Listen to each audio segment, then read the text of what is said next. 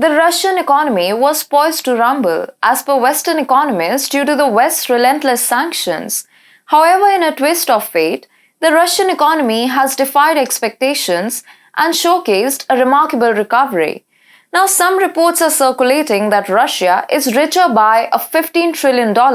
Is that so? Hi and welcome to a fresh new episode of The Global Game with me, Vedika. Let's begin. Нам западных элит у нас много друзей. Hello and welcome to TFIGlobal, the foreign affairs and geopolitical. The once doomed ruble has emerged as the world's top performing currency, bouncing back by a staggering 60% against the US dollar. And who do we owe this surprising turnaround to? None other than the President of the United States, Joe Biden. The West had anticipated the Russian economy's collapse under the weight of crippling sanctions imposed by the US-led NATO alliance, but Putin, the master diplomat, outmaneuvered Joe and turned the tables. With nearly 4,000 economic sanctions in place, one would think Russia's businesses would crumble. However, the truth is quite the opposite. The energy sector, in particular, is reaping massive profits. Gazprom and Rosatom are swimming in a sea of rubles, thanks to the onset of the Ukraine war. But wait, there's more. According to Russian state media, the revenues of Russian businesses have nearly doubled in 2022, surpassing a quadrillion rubles for the first time in history. Yes, you heard that right, a quadrillion.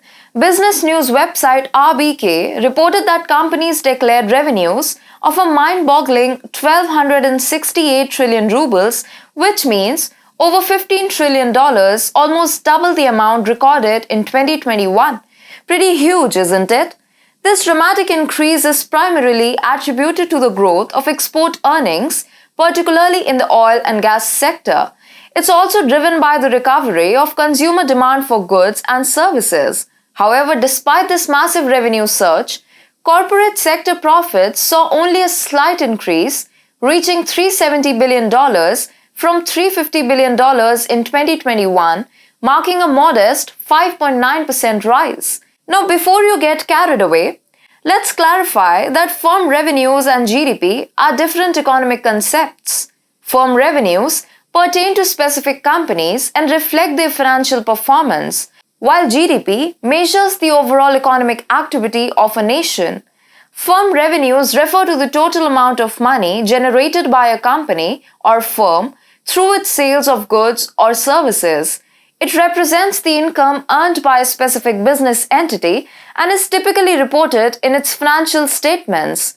In Russia's case, it is energy, whereas GDP is a macroeconomic indicator that measures the total value of all final goods and services produced within a country's borders during a specific period, usually annually or quarterly. It provides a comprehensive measure of the overall economic activity within a country and is often used as an indicator of its economic health and size. So while the revenues may be staggering, it's important to remember that they don't directly translate to the nation's GDP. In Russia's case, a significant portion of its economy is controlled by government-backed oligarchs in the energy sector. Last year, Russia's nominal GDP amounted to $1.8 trillion, a fraction of the declared revenue of its companies. Nevertheless, this astonishing feat provides ample resources for Putin's war efforts and running the nation smoothly. It's undoubtedly a massive failure for the West, who had hoped for a different outcome. In this grand game of economic chess, Putin has proved to be a formidable player. The Russian economy has made a defiant comeback, painting a surprising picture of resilience and strength. As the ruble thrives and revenues soar, the world order is shifting and Russia is claiming its place on the global stage. It's almost evident now.